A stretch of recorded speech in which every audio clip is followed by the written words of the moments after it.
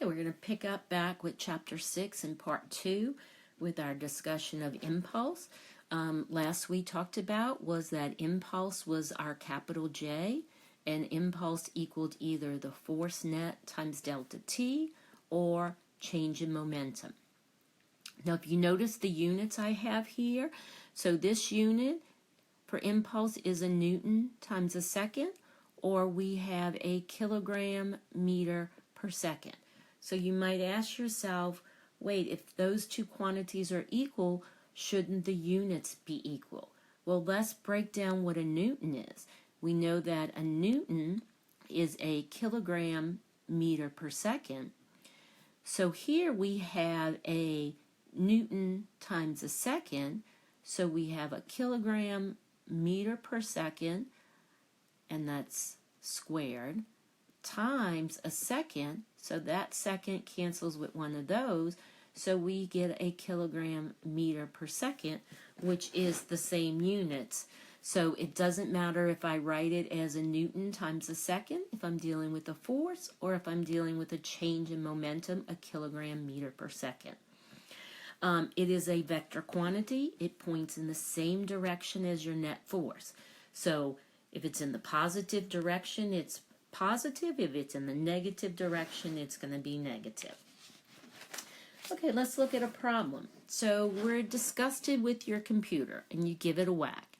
Your hand is in contact with the computer for 100 milliseconds. So we know delta T is 100 milliseconds. And you hit it with a force of 100 newtons. You're asked to find the impulse.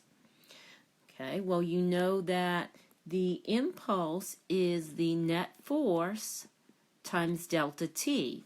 So you know unit-wise it has to be newtons times seconds. Well, you have milliseconds, so you have to convert. So in 1 second, we have 1,000 milliseconds, and that is not divided right there. Okay, so my milliseconds cancel. I'm left with seconds, and that's going to be 0.1 seconds. So then my impulse is going to be 100 newtons times 0.1 seconds. So my impulse is going to be 10 newtons times seconds. Okay, let's look at another one. So this one we have two cases basically, and you're asked which of the following are going to cause a larger change in momentum. Well, first off, we have a force that is 2 newtons acting for a time of 10 seconds. And then secondly, we have a force of 3 newtons acting for a time of 6 seconds. So the change in momentum, which also equals impulse, because remember impulse is the net force times delta T, but it also equals the change in momentum. So if we have force times delta T, we're going to have 20 newton seconds. In this one we would have 18 newton seconds. So it's going to be this first one that is going to have the larger change in momentum. Okay, let's do a couple problems. So we have a golfer that's hitting a golf ball with a mass of 51 grams. So the mass of our ball is 51 grams. It leaves the club with a velocity of 80 meters per second. So the final velocity is going to be 80 meters per second. The initial velocity will be 0 because that ball is just sitting, not moving on the ground. The club and the ball are in contact for 0.006 seconds. You're asked to find what is the final momentum, and you're asked to find the force. Okay, well, so we know that, let's look at our formulas and think what we know. We know that impulse equals force times delta T. Okay.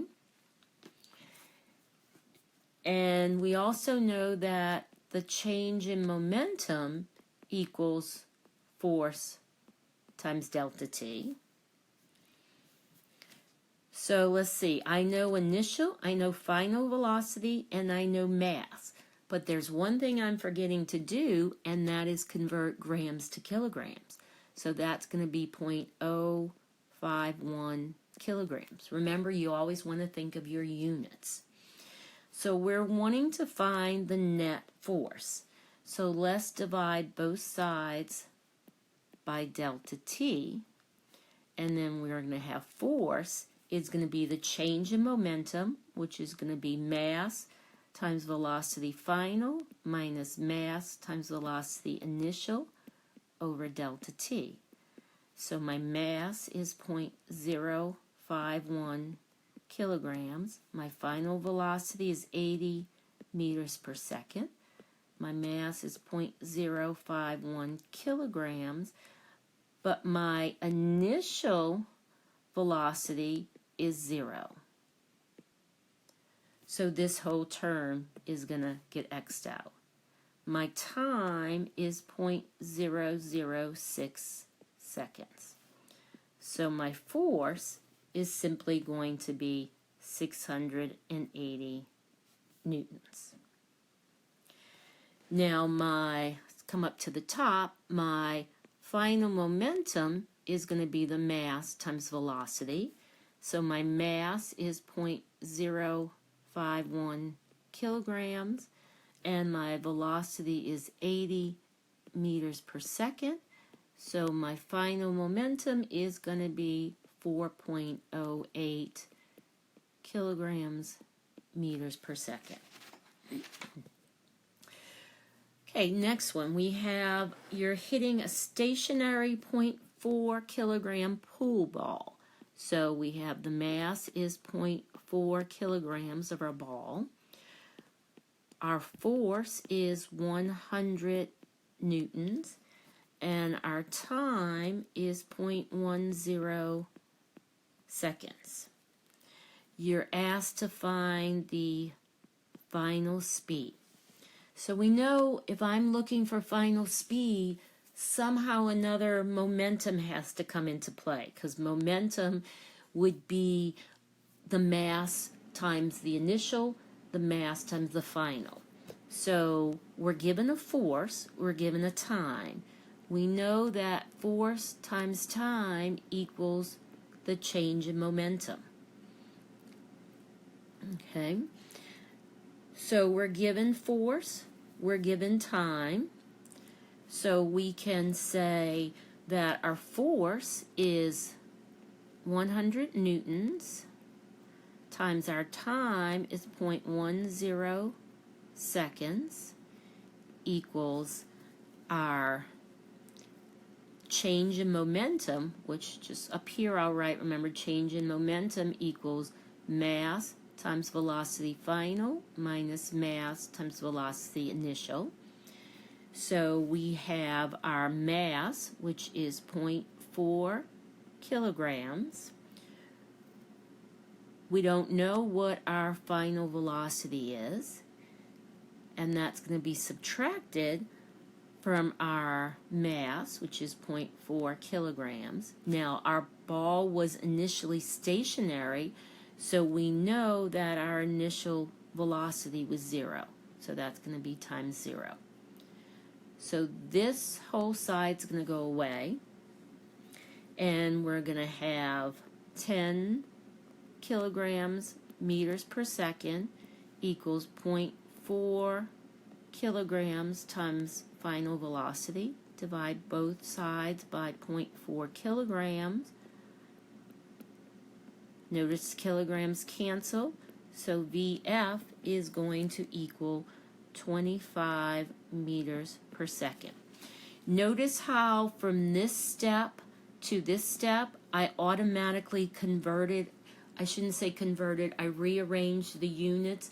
I took the Newton times the second and got kilograms meters per second because I knew I was going to have to get rid of kilograms. So I just wanted to set it up a little better.